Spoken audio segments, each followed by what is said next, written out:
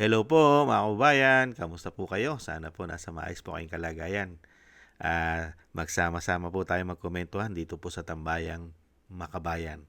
Mag-umpisa na po tayo, komentuhan po natin. Ito pong SONA at ang Pangulo na tinatawag pong bangag na kanyang ate ay meron naman pong pasabog pagdating po sa korupsyon. Noong nakaraan SONA po ay maraming magpapasko sa kulungan. Ngayon naman po, malapit na ang kasuhan. Kahit daw po masakit sa kanyang kalooban. Kahit daw po ito'y kamag-anak niya, kapamilya at kaibigan. Ay kanyang ipaaresto at ipakukulong basta malapit na. Mag-antay lang po kayo. Lalong-lalo po kay Boying, malapit na. Ito po mga kababayan, pakinggan po natin si malapit na.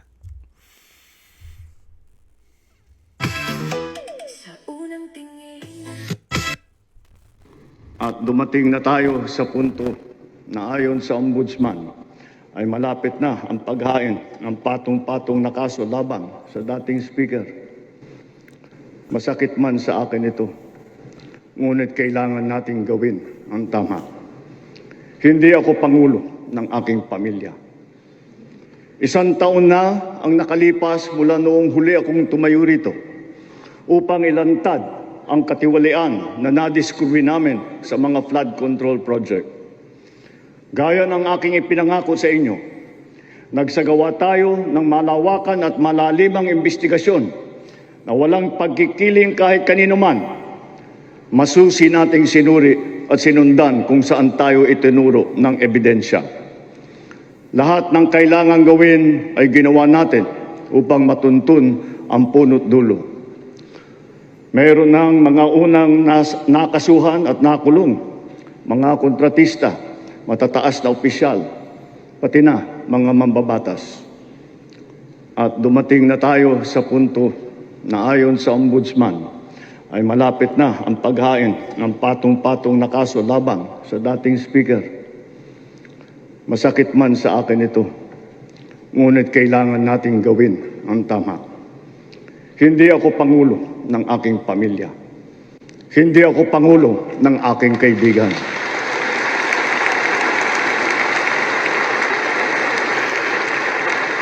Ako ay pangulo ng Pilipinas at ang tungkulin ko ay sa inyo, ang aking mga kapwa Pilipino.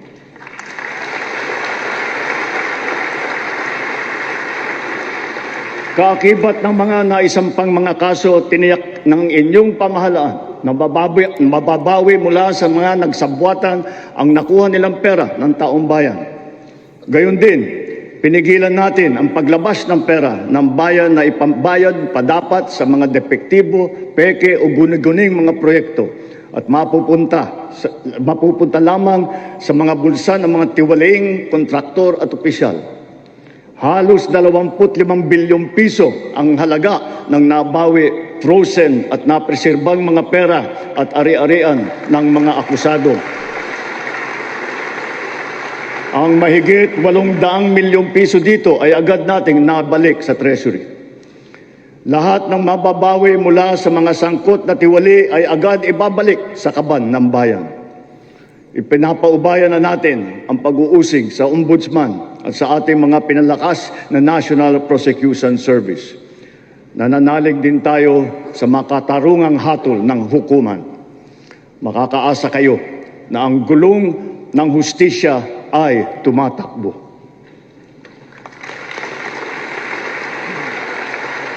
Sa kabila ng mga kaganapang ito, kailangan natin umusad tungo sa pagbabago. Nakatulong ang lahat ng mga ulat at hinaing ninyo sa isumbong na Pangulo, ang inyong pagbabantay at pakikialam sa pamahalaan ay ang susi sa paglaban sa katiwalian. Ang reforma sa DPWH ay nagsimula na. Nagpasok tayo ng mga bagong graduate kasama ang mga tuwid at maasahang mga job order at contract of service. Bukod sa mga flood control project, lahat ng mga proyekto ay sinuri at tiniyak. Yan po mga kababayan, malapit na mga kababayan at sasampahan na daw po ng patong-patong na kaso ang kanyang pinsan na si Martin. Sa tingin nyo, si Martin Romualdez, ang tinatawag na tambaluslos daw, papayag siya?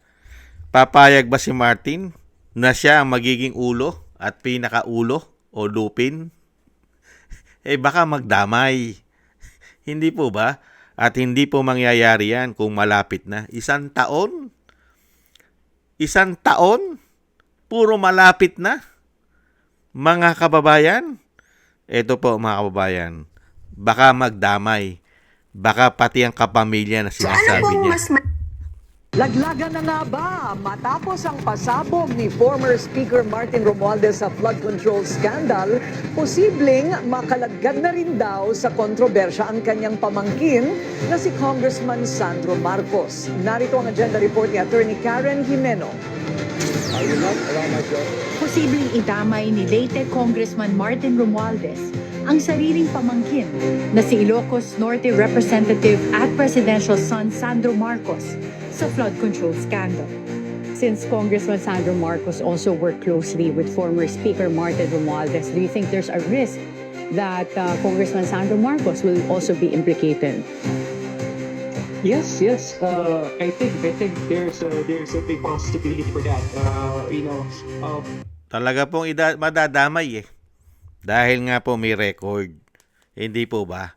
Gaano po kalaki ang nakuha ni Sandro Marcos? Hindi bababa sa 50 billion ayon po sa mga report. 50 billion ang kanyang mga insertion allocables. Flood control. At ang speaker na sinasabing malapit ng kasuhan, ayon sa SONA, ng tinatawag na Pangulong Bangag ng kanyang ate, ay hindi bababa sa 40 plus billion, mga kababayan. At sa tingin nyo, kung ididiin nila na ididiin si Martin Romualdez, kung totoo man na ipakulong nila, papayag po ba yan na hindi kumanta at hindi idamay lahat ang mga sangkot na mga congressman? Hindi ba nga nung nakarang pahayag niya, sino po ang itinuturo ni Martin Romualdez? Hindi ba sila Chis Escudero? Si Saldico? Dahil sila yung mga nagmando raw sa BICAM. Hindi po ba nagtuturo nga siya? At itinuturo at idadamay din at idadawit din ang kanyang anak. Kaya nga po hindi makasuhan ng mabilis. Kaya nga po hanggang salita lang. Yan po ba ipinagmamalaking achievement ng isang taon na napakaraming magpapasko sa kulungan noong nakaraang taon pa? Di po ba? December 2025, isang damukal daw po ang magpapaskong mga kurap at sangkot sa flood control, corruption, scandal. Hindi po ba? Natupad po ba? Sino yung ngayon sinasabi niyang minakulong na? Si Revilla? Si Jinggoy? Si Marcoleta, hindi naman po sa flood control ang issue. Ang issue ng ipinatong sa kanya hindi po ba alam naman natin na donation? Donasyon? Campaign donation? At sino po ba yung mga nakulong na sinasabi? Mga kontraktor? Iilang-ilang kontraktor? Mga empleyado sa DPWH? Ganun po ba, Mr. President? Ni wala man lang kami nababalitaan sa dami na sinasabi mong sangkot sa korupsyon ng mga politiko, magnanakaw, wala man lang congressman, isang taon na. Wala man lang ni isang congressman, isang taon na nakukulong, na may kasong plunder. Bakit kaya? Pagdating sa SONA, ang husay, ang galing magsalita, akala mong ginagawa. Hindi na po tanga bobo. Huwag niyo naman gawin tanga ang mga Pilipino. Nasa inyo lahat ang kapangyarihan. Nasa inyo pa't sunod-sunuran silang lahat. Bakit ganon? Selective? Selective justice? Pipiliin lang ang unang mga makukulong? Ang mga gustong ipakulong? Pero pagkakaalyado at kamag-anak na, malapit na? Malapit ng kasuhan? Malapit na rin matapos ang termino mo? Hindi po ba? Yan po mga kababayan, ang Pangulo na nagsona. Yan po ang kanyang achievement. At muli na naman pong binobola at binubudol at ginagawang tanga at bobo ang mga Pilipino. Malapit na. Malapit na. At inaasa pa lahat niya ngayon kay Boying. Alam na this. Kung yung anak nga ni Boying, mapagkakatiwala mo ba si Boying, mga kababayan? Komento ko po. Mapagkakatiwala mo ba si Boying sa ganitong sistema? Kung yung anak nga niya nasangkot sa high grade na damo, wala pang 3 buwan, malaya na.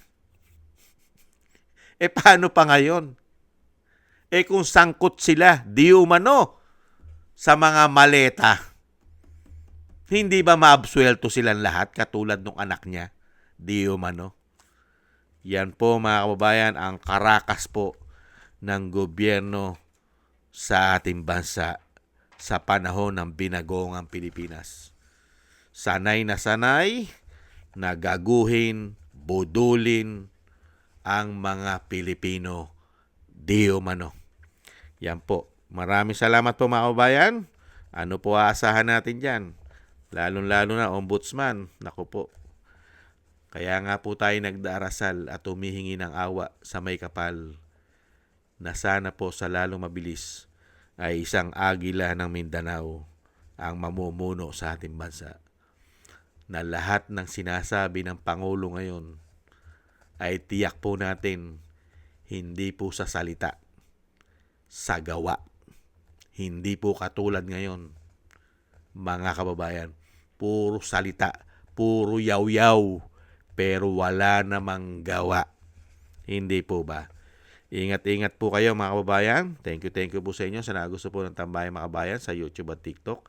At ganoon din po sa ating sa inyo po mga nagko-comment, like, share, and subscribe at patuloy po nagsusubscribe. Shoutout po sa inyo lahat. At shoutout din po sa mga nagbibigay po ng tulong at biyaya. Shoutout po kay Eric Hershow from Canada. Kay Jem Aris from United Arab Emirates, Baby Roman at Ate Isa from Cagayan Valley. At kay Tatay Nick from Toronto, Canada. Jesus Valdepena, Rolando Guerrero. Felipe Shapno from USA, from Texas, USA. Neila Yi, kay Mika Ligaspi at Frank Zamora from California, USA. Romulo de Binagracia from Bacolod City. At Ma'am LB at Sir Manny from North Miami, Florida, USA. Thank you po mga kabayan. Ingat-ingat po kayo. At shoutout po sa inyo lahat. Muli po mga kabayan. Excuse me po. Muli po mga kabayan. Taste lang po tayo. At ingat-ingat po. Muli po. Ingat-ingat. Paalam. Bye-bye.